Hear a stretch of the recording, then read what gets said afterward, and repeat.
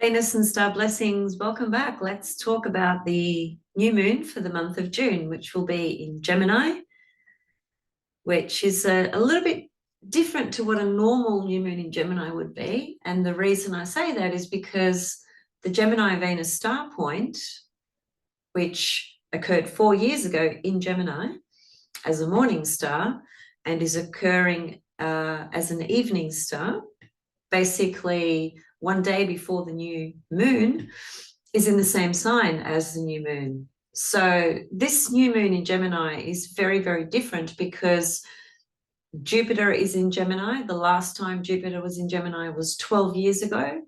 The last time the Gemini Venus star point was active was 4 years ago. So we can see that there is a surrounding energy of this Gemini archetype with planets that are considered to be the benevolent and benefic planets that bring upon us blessings and gifts and abundance and growth and expansion and all those beautiful things that I think in a troubled world we can certainly all do a little bit more with those sorts of energies. So I see this new moon as quite a blessed new moon cycle for the month of June. And in amongst all of that as well, what's going to happen is Jupiter was recently, it formed a conjunction to the sun, and therefore it became a morning star, and it will become visible in the month of June as well. So it's still not visible yet, but it's very, very close. It's literally just well, in the Southern Hemisphere in Melbourne, it becomes visible on the 1st of June. So actually that was yesterday for us, for those of us here in the Southern Hemisphere.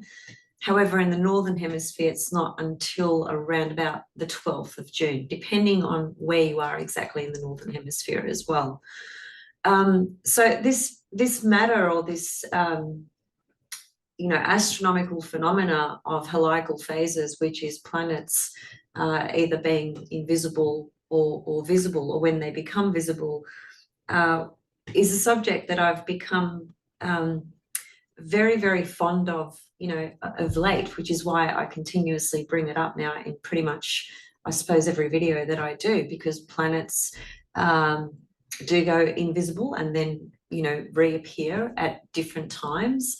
And those are very specific omens from the divinities themselves, the astronomical and astrological energy of those archetypes, those planets, those divinities, those gods and those goddesses.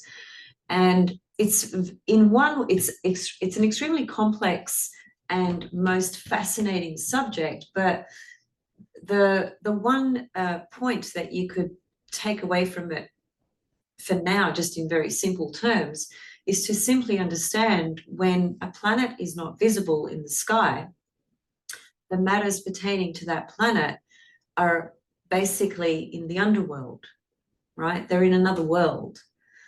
They are going through some kind of death process, a resetting of some kind.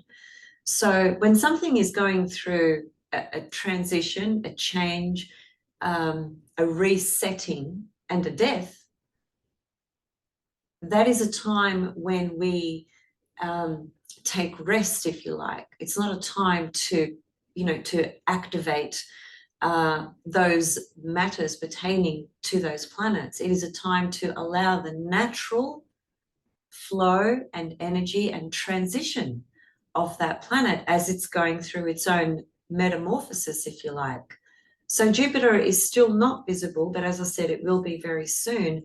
And also Venus is not visible, and she will be visible basically in the month of July.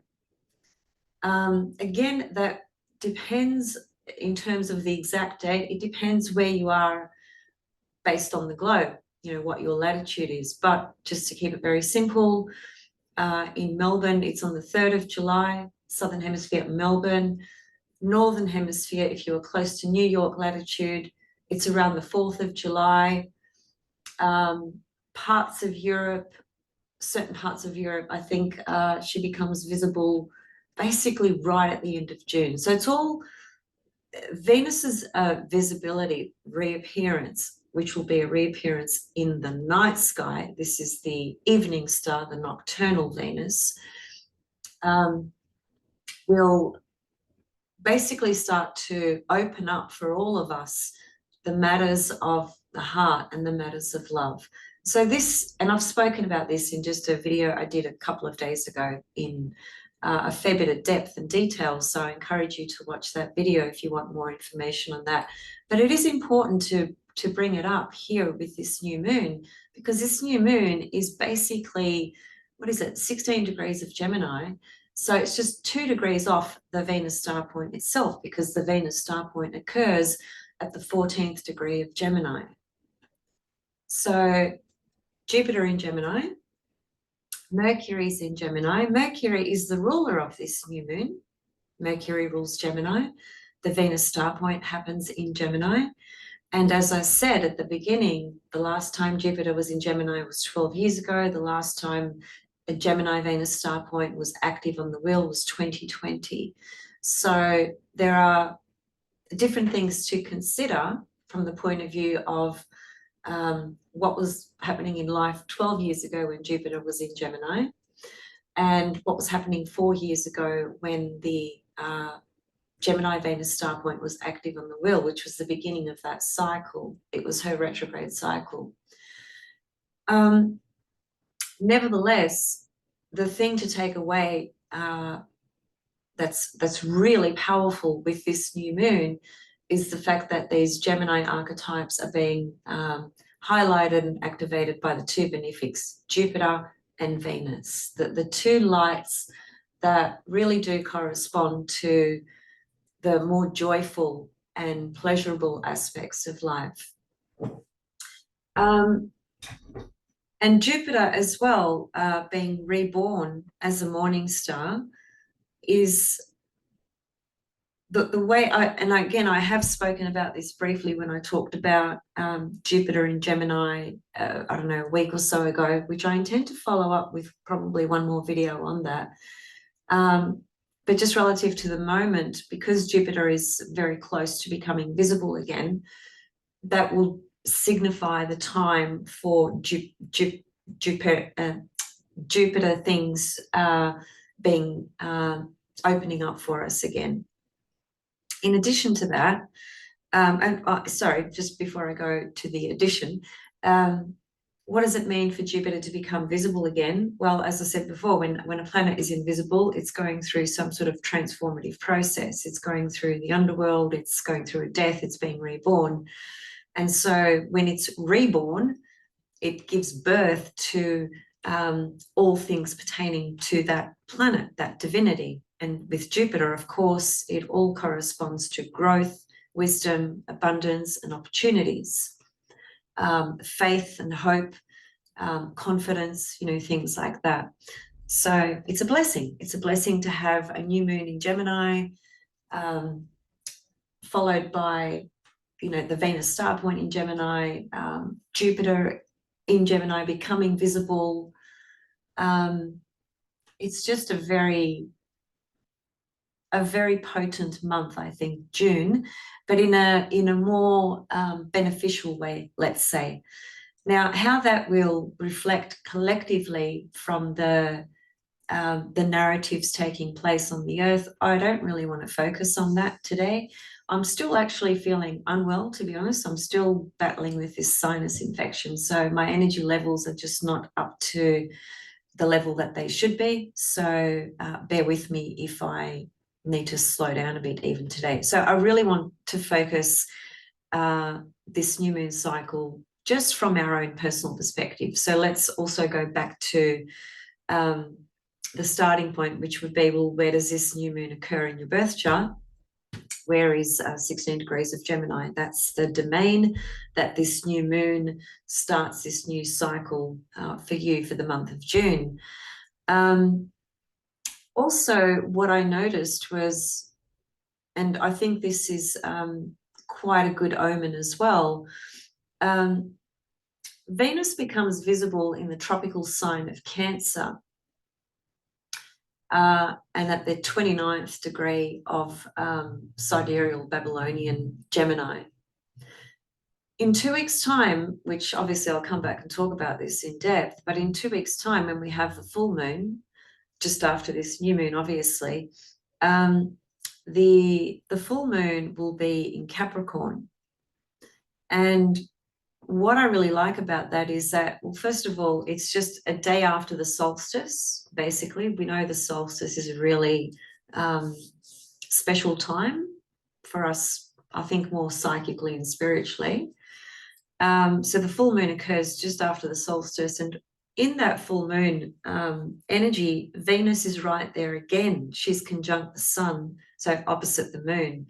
So Venus has a very strong presence in the month of June with the full moon and with the new moon, and with the fact that she's being activated on the star wheel as an evening star in the sign of Gemini. So there's a lot of Venusian energy for the month of June, and that is like it's an omen of fortunate blessings, because Venus is a benefic and she is the goddess of love. But just remember that the fact that she does not become visible until pretty much, say, the beginning of July, the fact that there's so many aspects of her being accentuated through the month of June, I think it's still important to remember that because she's not going to be visible until July, to not sort of rush into things, Venusian things, and just allow the process to unfold organically. And note that when she's visible, at say around about the beginning of July or 3rd, 4th of July, around there, depending on where you are again, that's the time when things can start to be, I suppose, more integrated from the external, if you like, relative to Venusian things, such as relationships, money, investments, art, anything to do with the Venusian world. The evening star corresponds to Aphrodite, the love goddess, basically. So relationships and things like that are not at a strong point at the moment. And even though Venus is being highly accentuated throughout the month of June, because when I look, I'll just show you actually the chart now. We might as well go there, because I don't want to stay on a super long time today. As I said, I'm feeling a little bit under the weather still. Okay, so let me just pop myself up there and expand that a little. So this is the solar fire tropical zodiac, tropical chart for the new moon in Gemini. And you can see that Venus is basically right there with this new moon. They're all at 16 degrees. Venus is 16, the sun is 16, and the moon is 16. So that's a really beautiful blessing and omen for all Venusian things. But just remember, acting on those Venusian things, in my opinion, based on ancient teachings, that it would be best to wait until she is visible. And you can, in terms of, because I've said it varies based on latitude, because it does, that's an astronomical fact. And if you don't have it's only, as far as I know, it's only Ruman's program that calculates that 100% correctly, because Ruman is an astronomer first and foremost. I've said that, and I'll keep saying it so that people understand. Astroseek.com, for example, which is an amazing website, and it has amazing resources attached to it, but it doesn't have the dates 100% correct. And I know that because I've checked it out. I've compared it to Ruman's program. So it's up to you what you want to follow. But my advice is just use your eyes. Go out into the evening sky and observe when you start to see Venus. It's going to happen basically towards the end of this month, just after, 1st of July, 2nd, 3rd, 4th, around there. Okay, somewhere in that zone there. It's not a difficult thing to go out into the evening, especially for you guys in the Northern Hemisphere, where you've got the weather's really warming up. Like, the weather's becoming very cold here. It's freezing here today. We're sort of heading into winter. So for you guys, and even for us, it's not difficult to do. You just go out into onto your balcony, your backyard, wherever, and just have a look. Just have a look and see, when does she appear if you just sort of set a time frame from the end of June to the first 4 or 5 days of July, if you just went out every night for 5 days in a row, you'll be able to see when she's visible. And further to actually witnessing it with your own eyes, so knowing that, okay, Venus is now visible, I can actually now start to work on relationship things, work on money things, work on all Venusian things, right? It's the time is at that time. That's when it's time to get into all of that. Before that, she's still in the underworld. I've showed you guys the graph of what it looks like, woman's graph. I've showed it in the previous video where I talked about the Venus Gemini star point. I talked about it in another video where the video was titled Venus in the Underworld, so I don't want to repeat it again. But just know that even though Venus forms her conjunction on the 4th of June, she's still invisible for a whole month. That was the point there that I was trying to make. Yes, that's right. I was going to say, you know, just do your own observation as to when she does appear. And it is also said, you know, in the traditions, in the mystical traditions and ancient traditions of ancient astrology, that, you know, to observe Venus, especially when she appears, whether it's as a morning star or as an evening star, at this point in time, it will be an evening star. So it's your evening sky. It's like receiving a blessing from that divinity, from the goddess herself. Just it's not something that you can sort of create language around, where you say something like, well, it's going to be, you know, A, B, C, D. It's not a black and white thing, you know. It's more of an embodied, heart-centered experience when you watch Venus in the sky, especially when she first appears. There's just an abundance and blessing of energy from that light, the light of Venus, as you first see her appear in the sky. So that's just an added thing that you could do if you wanted to. So back to the new moon. The new moon is conjunct Venus, as you can see. The ruler of the new moon is Mercury, and Mercury is in his domicile. So that adds, it just enhances, I think, the Gemini archetype, the Gemini qualities, the cycle for the month of June relative to all things Gemini, and especially because Jupiter is there as well. So, you know, Jupiter is going to be in Gemini for the next 12 months.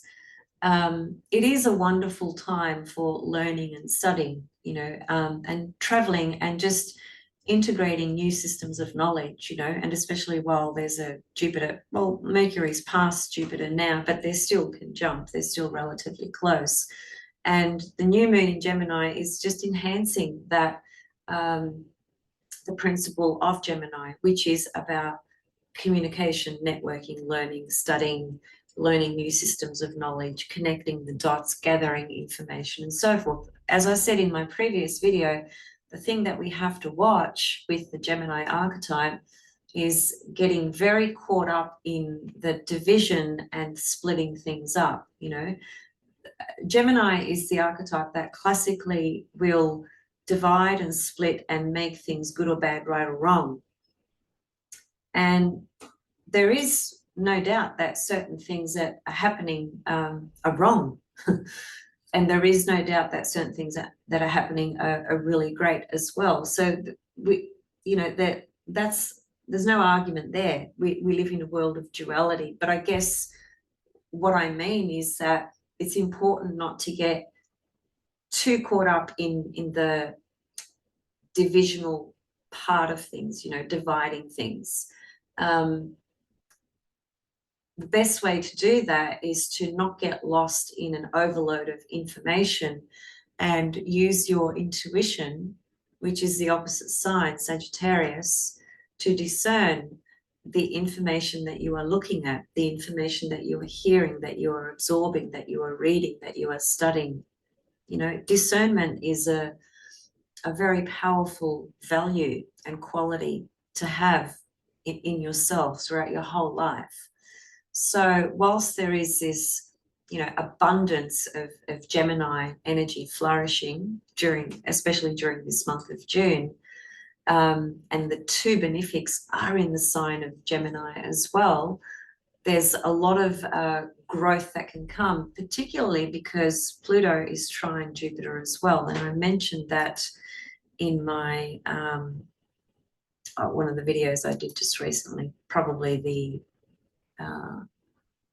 Jupiter video. But there's Pluto, you know, still forming a trine to Jupiter, and I think I mentioned it even in the previous Venus video. Jupiter Pluto aspects are not to be underestimated. They are very, very, very, very powerful.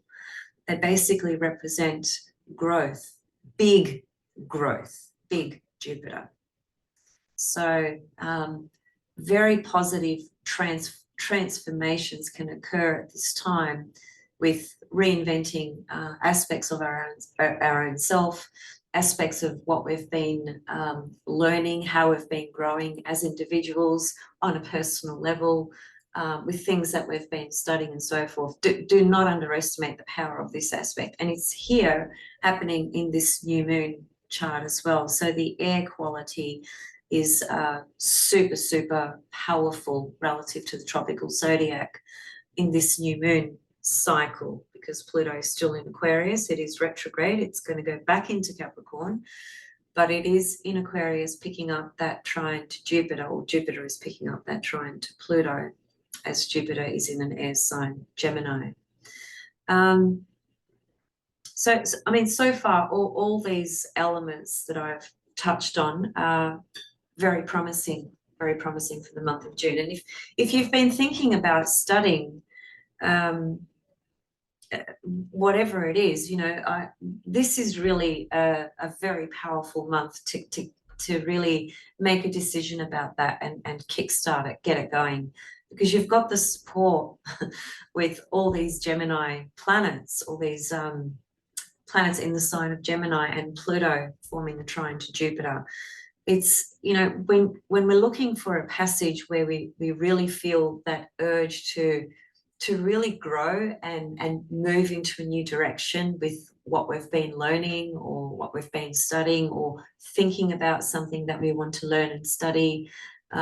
Maybe you've just been studying astrology on your own for a few months or a few years or a few decades. It doesn't really matter. This could be a really, you know, optimum time for you to choose somebody to study with, you know. And speaking of that, I'm actually teaching astrology again at the moment. So I have 2 different series available, have a couple of workshops available as well. If you want to know more about that, reach out, you know, let me know. They're really interesting series, and you will, whether you are a beginner, intermediate, or even advanced, I assure you that you will learn. There's no question about that. That's just not my personal opinion. That's in fact the feedback that I receive from people who have studied with me and who are currently studying with me. So yeah, connect with me if you want to learn and study with me at the moment. This is a perfect window, you know, in the month of June to really think about that and make a commitment. Okay, let me see.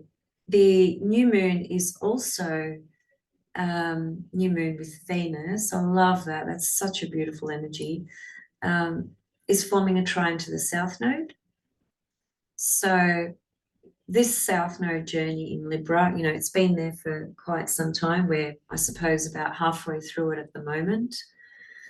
And it's trine the South Node, so therefore it's sextile the North Node. And that's a good omen as well, because the nodes, they do speak to collective shifts, but the transiting nodes can speak to very personal things in our life as well, depending on where these transiting nodes are in your birth chart. But in any case, the new moon is being supported by the nodal axis. These are the moon's nodes. So it's pretty good to have the new moon forming positive aspects as it's creating this new moon cycle. So that's a positive as well. There's one very challenging thing in this, but I'll get to it in a minute. Let me just see.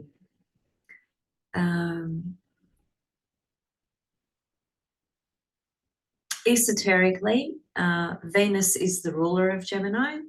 So if you're to study esoteric astrology, there's a specific rulership system. Some people don't follow rulership, some people do, you know, each to their own. I pay attention to all systems of rulership. I don't necessarily stick to it from the level of a planet rules this sign and there's nothing else to it. That's not true at all, because there's this thing called evolution, and evolutionary astrology does a wonderful job in kind of going beyond those very strict, I suppose, definitions or principles relative to rulership and so forth, right? Rulership is important, but it's not everything, is what I'm saying. But in esoteric astrology, there's a different system of rulership, and Venus is the planet that rules Gemini. So esoteric astrology is really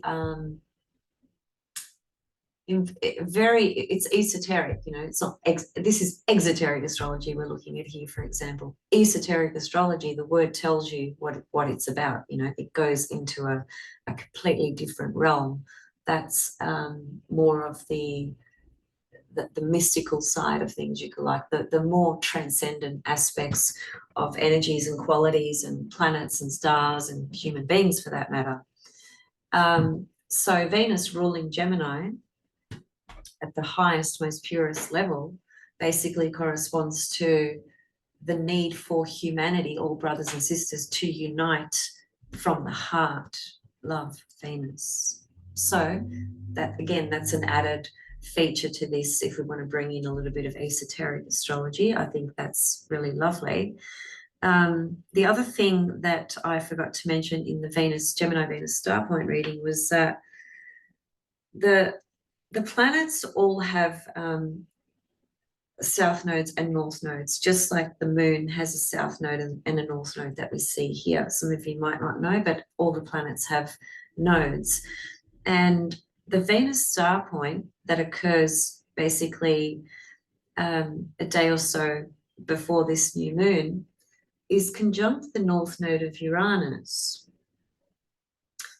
And I don't think anyone really knows what that means, to be honest with you. We can definitely come up with some concepts, some possibilities, but I think the planetary nodes, it's still a fairly untouched field in astrology. The first one that really spoke about it was Jeffrey Wolf Green. I wish he was still active, you know. I'm just gutted that he's not active in the, you know, the 3D world anymore. It's just, it's a loss for all of us actually, because he's just brought so much richness to the sacred wisdom of astrology. But anyway, he's one of the first ones, as far as I know. Correct me if I'm wrong, if you know somebody else that spoke about it before him. I don't think so. But he's the first one to have spoken of the nodes. And recently, Mark Jones, an English fellow he's a therapist and an evolutionary astrologer. He's great, by the way. He actually wrote a book on the nodes just in the last year or two, something like that. I've actually got it, and I'm still yet to process the material in that. It's pretty full on. But anyway, back to what I was saying, the Venus star point is conjunct the north node of Uranus. So the north node of Uranus is in Gemini. So all of us have that same node, right? Because these nodes of the planets, they have a really different time span. Each planet is different, of course, And with the outer planets especially, like every single person on the planet has the same Uranus North Node, has the same Uranus South Node. So they speak to the nodes of the planets, especially the outer planets, that they really are speaking to something that's bigger picture level, that's much more beyond the scope of, you know, basic sort of details and information. That's why I said a moment ago, what does it mean that the Venus star point is conjunct the north node of Uranus? I don't think we really know just yet. We can speculate by the symbolism for sure. So some of the ideas around that might be, well, what's Uranus about? It's about revelation, revolution, liberation, authenticity, you know. What's the north node about? It's about the new direction. So Uranus, north node, taking us into a new direction. Being in Gemini, though, it leaves me curious, which is the word for Gemini, with Pluto in Aquarius and this whole digital age that we are, whether we like it or not, that's where we are heading. That's what's happening. And it is going to have positive aspects, I think, in ways that are not yet known, because so far all we're seeing is the negative aspects of it. And the negative aspects are very negative because evolution is evolution and that can never be stopped. So the transition of the planetary nodes, of planets, of huge cycles, that's a phenomena, an astronomical phenomena that will take place whether we like it or not. We cannot stop it. It's more about how we integrate these energies, whether we are integrating these cycles and these shifts and these transitions with consciousness and awareness, or whether we are really unconscious and just, you know, operating through insecurity and projecting stuff, right? Projecting the more darker, lower vibrational aspects, you know, of our own self, of our own psyche, actually.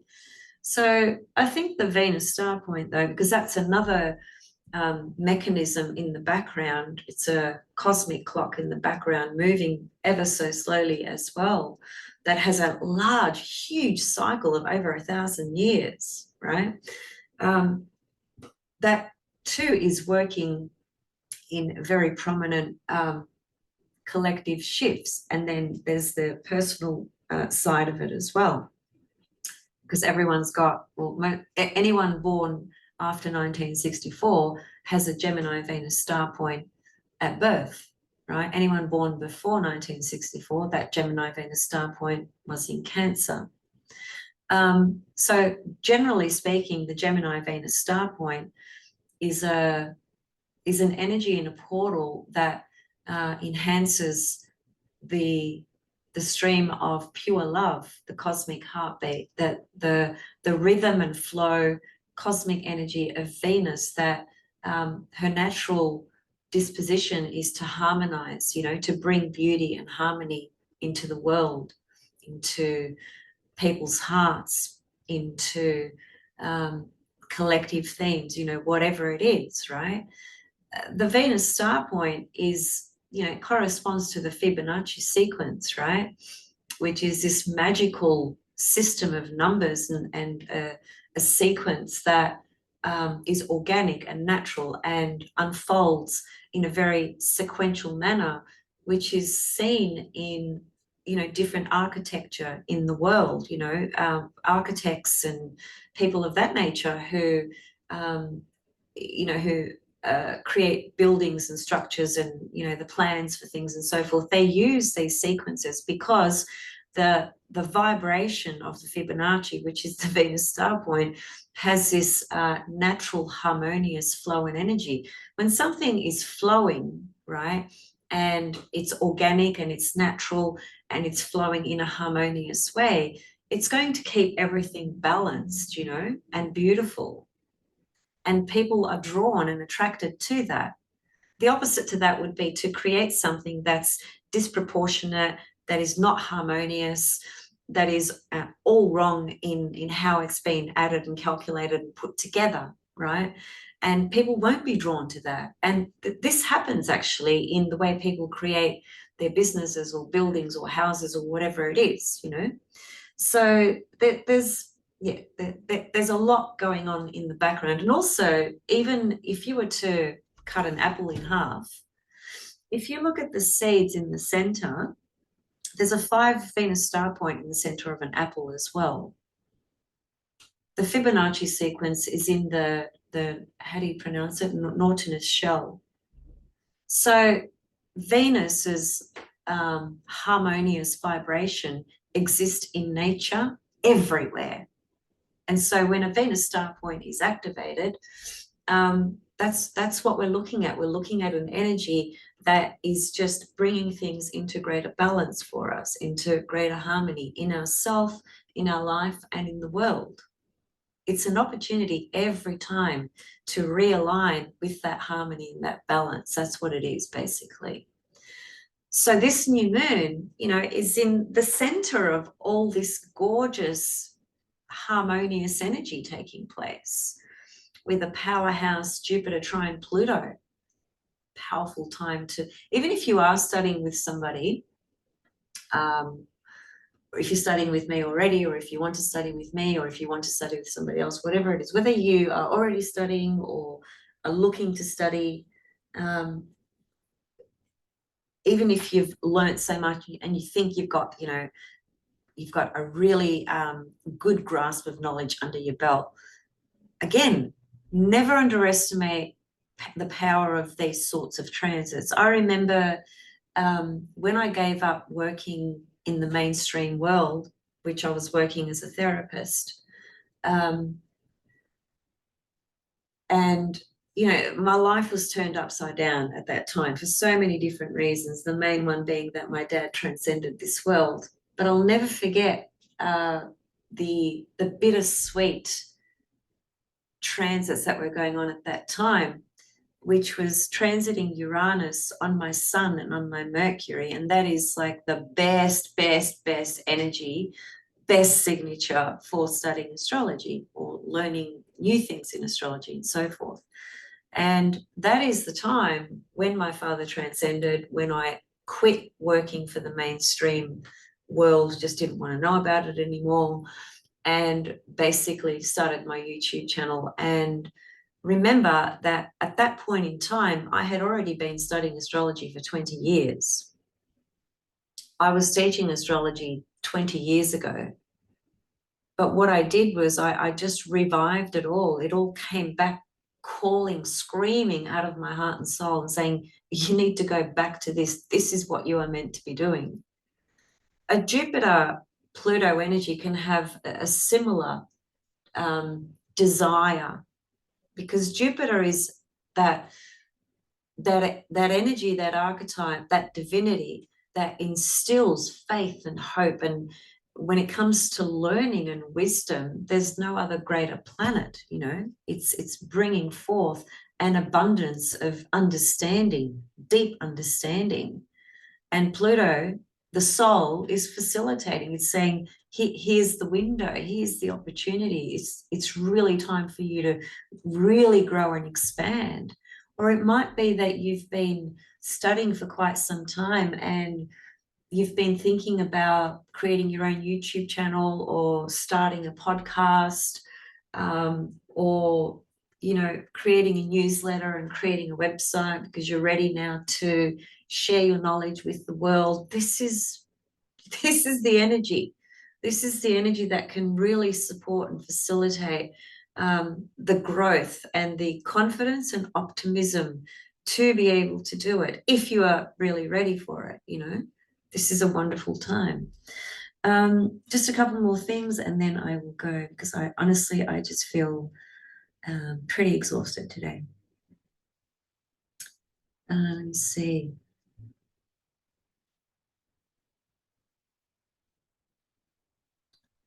So it's a beautiful month for new beginnings relative to all things Gemini at the most highest, purest level. Just remember to not get lost in the hoopla and the overload of unnecessary information and data that's just BS, because there's so much of that around, so much. We all know that, right? But it's not about how intelligent one is and how conscious one is. We can all get swept up in things, you know. It's not difficult because our life is so connected to you know, the world of electronics from the point of view of technology. Everyone's life in some way, shape or form exists with the usage of computers, or, you know, even if it's just your phone, you might do, you know, online banking or online this or online that, and blah, blah, blah. We can't get away from this technological explosion because that's just the direction that life is moving towards. And so when we have an iPhone or, you know, a device that enables us access to the internet, we are bound to be influenced and bound to come across different things where our curiosity might get the better of us, you know. And so it's very easy to get lost in a sea of lies, basically.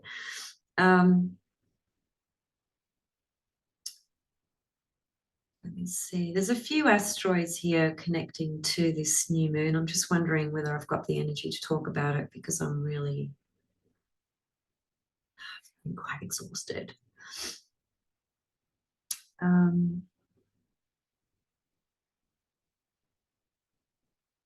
Well, I do want to highlight this. Pallas Athena is exactly opposite Uranus. I love that. I love that energy. What does it mean? Well, she's the goddess of wisdom. And she's, you know, been going through quite a deep process in Scorpio the last few months, I think. And here she is now. She's retrograde, actually, but she's opposite Uranus. And Uranus is that part of our brain, if you like, which connects to right brain, intuition, you know, sudden insight, flashes of insight coming through. It's a really powerful opposition, I think, from the point of view of wisdom and learning, really opening us up to maybe things we were resistant of or had a very narrow view on. I think this particular portal here can potentially bring new insights, new understanding, and new discoveries from the point of view of deeper wisdom. Right? So very powerful for learning. Asteroid Cassandra, who is a goddess of prophecy, she's a very powerful goddess, I feel. Her story is quite long and complex, and I don't want to go into the myth because I really need to go. But I did notice that she's forming a very close trine to Mercury, almost exact, I think. And I think that's important because Mercury is the ruler of this new moon. Goddess of prophecy, Mercury is information. So I feel that there can be, it could be collectively, you know, different things, but on a personal level, it might be certain things come to your awareness at this time. You know, information will come to you that you were not aware of before, and that could be just what you needed to hear, what you needed to know to make a different choice, let's say. So because it's a trine aspect, so that softens the blow of the prophecy being something horrific, you know. And also well, Pandora is conjunct the new moon, the asteroid goddess Pandora. We all know what Pandora is about. So there could be a Pandora's box of information that opens up. That could be, you know, a huge collective thing somewhere in some corner of the earth. And once again, that could be associated to things that we come to learn or discover as well. Because Pandora's box, we know when that was opened, unfortunately, there was a lot of dark things that were released onto the earth because she was so curious, and it released all the all the dark and shit things into the world, death, sickness, yada yada yada. So I guess perhaps that's a warning actually by Pandora. She's at 12 degrees and the moon's at 16, right? So that's a pretty close conjunction. That might just be a warning. Be careful where you become so curious and you open Pandora's box. There are a couple of others, but I feel I need to go. So just check that I've covered. Just one more thing. Yeah. Chiron is exactly conjunct Hygeia. Hygeia has been moving towards a conjunction pretty much for the entire month of May of this year.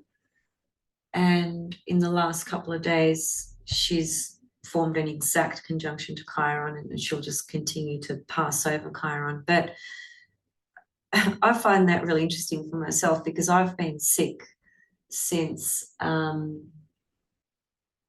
27th of April. That's how long I've had this infection for. So that's that's coming into 5 weeks now, and that's during this whole time where Hygeia, which does connect to infections, has been building her way to Chiron, and it's been a really shit time actually, but it has also provided other things for me. Like it's helped me learn new things about certain health approaches. It's made me, it's really forced me into detoxing, into really detoxing. So there's pros and cons to everything, I guess. But outside of my personal stuff, I share that because I feel that that's symbolic here for me. Now, these are the two healers, Chiron and Hygeia, right? And they both can bring up dis-ease, D-I-S-E-A-S-E. So what are diseases? They create dis-ease, right? So both of those can bring up infectious dis-ease and things of that nature. Then there's more deeper spiritual implications around our own deeper wounding, Chiron, that we are still processing and working through. Chiron in Aries has been there so freaking long and still got a few years to go, So there's a lot of healing that Chiron is asking every single person to do on themselves, Aries. So here comes Hygeia, hooks up with Chiron, the two healers that can, as I said, speak to some sort of dis-ease or discomfort for sure. But on the other hand, they can also be a powerful combination for people who work as healers. Now, I consider myself to be a healer. I consider myself to be an astrologer, a therapist, a channel. I consider myself to be all those things because the work that I do involves working through those platforms, lenses, streams, and so forth. So if this Chiron Hygeia is, somewhere prominent in your own chart, this could be a really good time to work with a healer, or if you are a healer, this could be a really powerful period for you and your clients. Just something to think about. I think it's important. Hygeia is very, very important. She's the daughter of Asclepios, who's the Greek god of medicine, basically. And when the COVID thing started back in 2020, and they had the psychosis of washing your hands, Hygeia was in Gemini. That's what sparked it off. So she's important. I'm going to go, guys, and I'm going to see you soon when I can. This next week, I've got a class on Uranus. The previous week we did Chiron, and next week we are doing Uranus. So that's part of my second series. The class will probably be, I don't know, maybe between 2 to 3 hours. Just depends how I'm feeling. However, if you want to join that class, you can certainly gain access to it, as in doing the live Zoom with myself and some other people that are doing it, or you can access the recording after that. But if you're interested in the whole series, just let me know and I can send you some information. So I'll leave you with, I feel that I can actually say this is going to be a really blessed new moon. Like, it's not, normally when I'm talking about a new moon or a full moon, I'm very aware and cautious of using the simple language like happy full moon, happy new moon, because sometimes they're not happy new moons and they're not happy full moons, right? It just depends what's going on. And this is an occasion where I wholeheartedly feel that this is a gorgeous new moon cycle, a gorgeous and powerful time to really activate that heart energy, to really activate new learning, and new learning, you know, being Jupiter and Gemini, but Venus star point in Gemini, the learning, I think, the way you'll get the most out of it is by making sure that your heart is in it. If your heart is not in it, it doesn't matter what you do, it's likely to either not work out or just be a waste of time. And that's called being authentic, and it's also called being courageous, and it's also called being independent. You know, you're making your own decision, following your heart, even if it goes against everybody else, or what your family is saying to you, or what your friends are saying to you, what the world is saying to you. I think it's always important that we follow our heart's steps, you know, and it does take courage to do that, because you've got to step out of the Saturn realm to do that. So happy and blessed new moon in Gemini. Happy, gorgeous Venus star point energy. This is a great month, but Venus becomes visible early July. Jupiter becomes visible around mid-June, and those are important dates relative to Venusian and Jupiterian things. So I'll see you guys soon. Many Venus blessings. Bye for now.